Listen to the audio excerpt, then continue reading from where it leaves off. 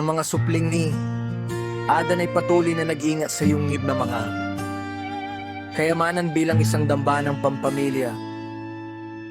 Pagkamatay ni Enos, si Kenan ang namuno sa kanyang bayan sa katuwiran at kadalisayan, gaya ng iniutos sa kanya na kanyang pinaglingkuran din niya ang katawan ni Adan sa loob ng yungib ng mga kayamanan.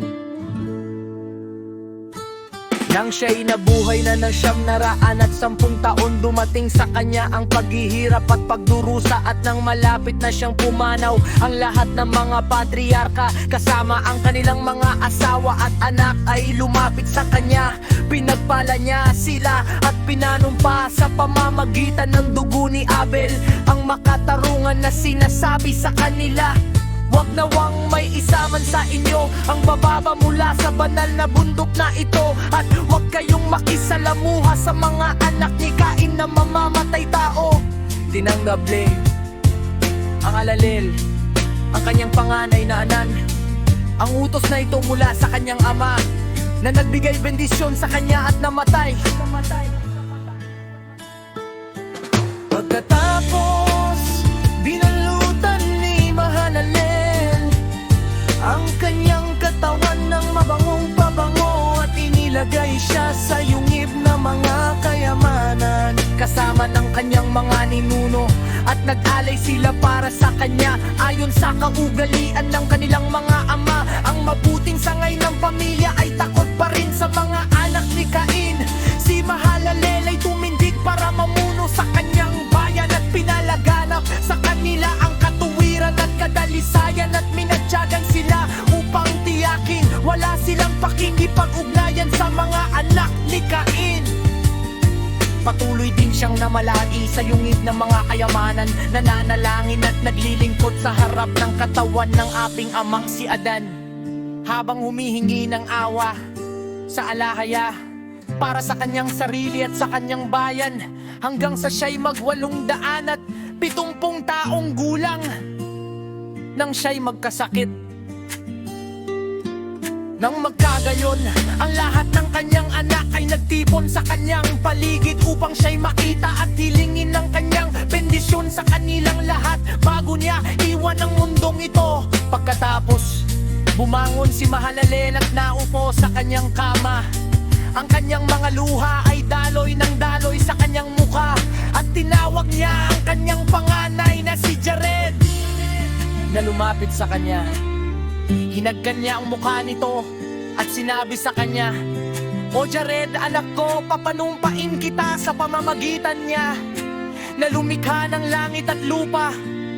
Nabantayan mo ang iyong bayan at pakanin sila sa katuwiran at kadalisayan, at huwag mong pahintulutang may isa man sa kanila ang bumaba mula sa banal na bundok na ito patungo sa mga anak ni Cain. Baka siya'y mapahamak kasama nila."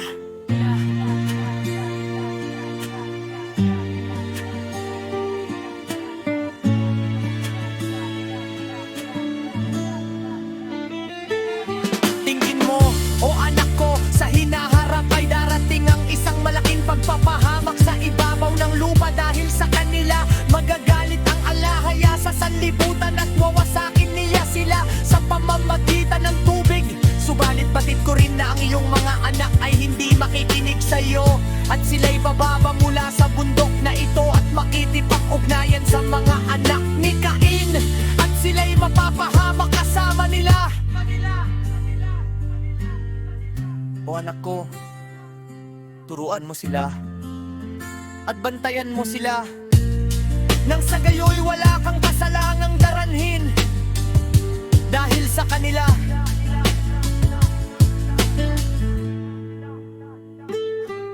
Dagdag pa ni Mahalalel sa kanyang anak na si Jared, "Kapag ako'y namatay, balutan mo ng mga babao ang aking katawan at ilagay mo ito sa yungib ng mga kayamanan sa tabi ng mga katawan ng aking mga ninuno.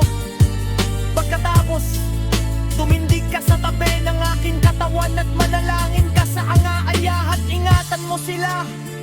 At tuparin mo ang iyong paglilingkod sa harap nila, hanggang sa ikaw man ay magkamit ng kapahingahan. Pagkatapos, binasbasan ni Mahalalel ang lahat ng kanyang anak at humiga sa kanyang kama at nagkamit ng kapahingahan tulad ng kanyang mga ninuno.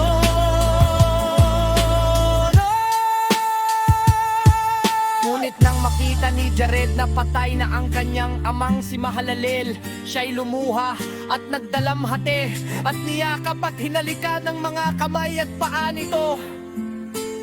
At gayon din ang ginawa ng lahat ng kanyang anak.